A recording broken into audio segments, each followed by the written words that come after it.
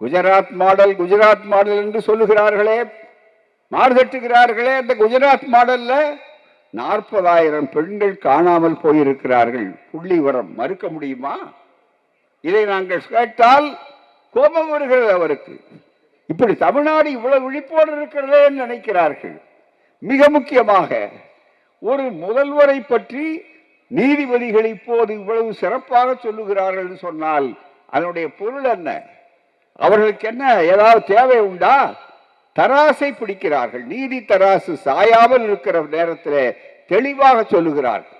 அதே நேரத்தில் தேர்தல் பாண்ட் என்று சொல்லக்கூடிய தேர்தல் பத்திரம் உச்ச நீதிமன்றத்தில் எப்படிப்பட்ட சூழ்நிலை அவர்கள் கொடுத்தார்கள். நீதிமன்றத்தை மதித்து அவர்கள் போகக்கூடிய வழக்கை எதுவும் மிகப்பெரிய அளவிலே சொல்லுகிறார்கள். ஆனால் இன்றைக்கு என்ன நடக்கிறது என்றால் 6ஆம் தேதி இன்றைக்கு ஒப்படைத்திருக்க வேண்டிய அவர்கள் பட்டியலை ஒப்படைக்காமல் அதற்கு குறுக்கே சால் விடுகிறார்கள். என்ன மிகப்பெரிய அளவுக்கு ஆளுமை எங்கே தெரியவில்லை, தமிழ்நாட்டு முதல்வருக்கு தெரியவில்லை, தமிழ்நாட்டுக்கு புரியவில்லை என்று சொல்லக்கூடியவர்கள் என்ன செய்கிறார்கள் சொன்னால், ஸ்டேட் பேங்க் ஆஃப் இந்தியா மூலம் இன்னும் எங்களுக்கு இந்த பட்டியலை தொகுக்க முடியல, நிறைய இருக்கு, யாரு நன்கொடை கொடுத்தவர்கள் நிறைய இருக்கு, அதனால ஜூன் மாதம் வரையில எங்களுக்கு வாய்தா கொடுங்க. இதுவரையில வழக்கறிஞர்கள், நாங்களும் வழக்கறிஞர்கள் தாங்க, நிறைய வழக்கறிஞர்கள் இருக்காங்க, பல நேரங்களில் வாய்தா எதுக்கு வாங்குவாங்கன்னு தெளிவா தெரியும். மிக முக்கியமாக அப்படி வாய்தா வாங்கி கொண்டிருக்கிற முறையிலே கேட்கிறார்கள். மிக முக்கியமாக எங்களுக்கு ஜூன் மாதம் வரை. காரணம் என்ன? ஏப்ரலுக்குள்ள இந்த தேர்தலில் என்னென்ன நடந்ததுங்கிற தில்லுமுள்ள அத்தனையும் வெளியே வரக்கூடிய வாய்ப்புகள் வந்துவிட்டது என்று சொன்ன உடனே உச்ச நீதிமன்றத்தை கூட அவர்கள் மதிப்பதற்கு தயாராக இல்லை. அதே நேரத்தில் நம்முடைய அமைச்சராக இருந்தாலும் நம்முடைய தோழர்கள் யாராக இருந்தாலும் நீதிமன்றத்தை மதிக்கிறார்கள், நீதியை மதிக்கிறார்கள், நீதிக்கு தலை வணங்குகிறார்கள். அப்படிப்பட்ட ஒரு அற்புதமான ஒரு ஆட்சி தான் இந்த ஆட்சி. இதை பார்த்து காமாலை கண்ணனுக்கு கண்டதெல்லாம் மஞ்சள் பார்ப்பதெல்லாம் என்று சொல்வதை போல அவர் பேசுகிறார் சொன்னால் என்ன அர்த்தம்? தயவு செய்து நீங்கள் எண்ணி பார்க்க வேண்டும்.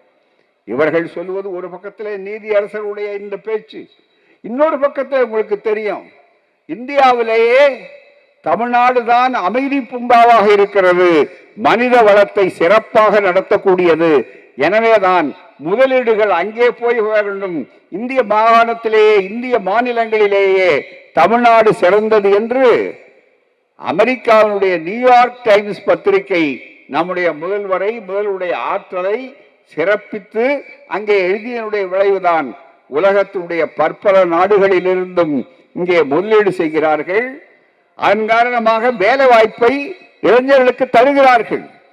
வேலை வாய்ப்பை உருவாக்குவோம் என்று. ஏனென்றால் இளைஞர்களுக்கு வேலை வாய்ப்பு இல்லாவிட்டால் அவர்கள் விபரீதமான முடிவுக்கு எடுப்பார்கள். எனவே அங்கு போகக்கூடாது என்பதற்காகத்தான் செய்கிறார்கள். அப்படிப்பட்ட ஒரு ஆளுமை திறன் நம்முடைய முதல்வருக்கு இருக்கிற காரணத்தால் தான் இன்றைக்கு இந்தியாவுக்கே வழிகாட்டக்கூடிய முதல்வராக இருக்கிறார். இந்தியா கூட்டணி தான் வெற்றி பெறும் என்று சொல்வதற்கு இவர்தான் முதல் முறையாக எழுத்த ஆரம்பித்தார். மிக முக்கியமாக எல்லோரும் எப்படி ஒற்றுமைப்படுவார்கள், ஒற்றுமைப்பட மாட்டார்கள். ஏனென்றால் ஒவ்வொருவரும் ஒவ்வொரு பக்கத்தில் இருக்கிறார்கள். நாம் அதன் மூலமாக உள்ளே நுழைந்து விடலாம், மீண்டும் 3வது முறை எதையாவது வித்தைகளை காட்டி நடத்தி விடலாம் என்று காவிகள் நினைக்கிறார்கள். RSS பிஜேபி நினைக்கிறது, பிரதமர் மோடி நினைக்கிறார் சொன்னால் இந்த முறை நிச்சயம் நடக்காது. எழுதி வைத்துக் கொள்ளுங்கள் நண்பர்களே. இது தமிழ்நாட்டை பொறுத்தவரையிலே அவர் கேட்டார், என்னுடைய பிறந்தநாள் பரிசாக வேறு எதுவும் கொடுக்க வேண்டாம், 40க்கும் 40 என்பதை நீங்கள் முன்னாலே வர வேண்டும் என்று சொன்னார்கள். அதற்கு தமிழ்நாடு ஆயத்தமாகிவிட்டது. ஆனால் இப்போது கூடுதலாக இதை அப்போது போன முறையே செய்து விட்டார்கள். இப்போது கூடுதலாக என்ன நடந்தது? தென்னாட்டிலேயே காவிகளுக்கு கதவு சாத்தப்பட்டு விட்டது.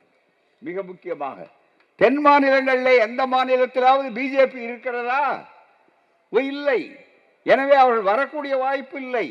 என்னதான் அவர்கள் சுற்றி சுற்றி வந்தாலும் கூட, எவ்வளவு நீங்கள் பணத்தை கொண்டு வந்து வாரி இறைத்தாலும் கூட, எவ்வளவு வித்தியாசமான பேச்சுக்களை பேசினாலும் கூட உங்களை அங்கே அனுமதிப்பதற்கு யாரும் தயாராக இல்லை. தென்னாடு கதவு சாத்தப்பட்டு விட்டது.